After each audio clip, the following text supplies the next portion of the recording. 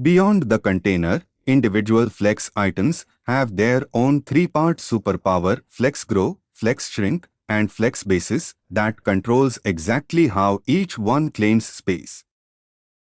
Before we touch any code, here's the whole idea in a few facts. Flex grow is a ratio for how much extra space an item claims relative to its siblings once space is available.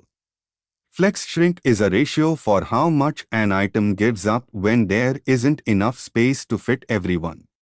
Flex basis sets an item's starting size before growing or shrinking is calculated, like width, but flex-aware. Opens the container rule.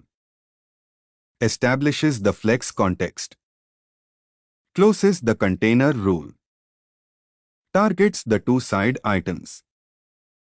Each claims one share of extra space. Closes the shared rule. Opens the middle items rule. Claims twice the extra space of its siblings. Closes the .b rule. Here's the real difference. Flex grow is a ratio for how much extra space an item claims relative to its siblings. Flex grow is a ratio for how much extra space an item claims relative to its siblings.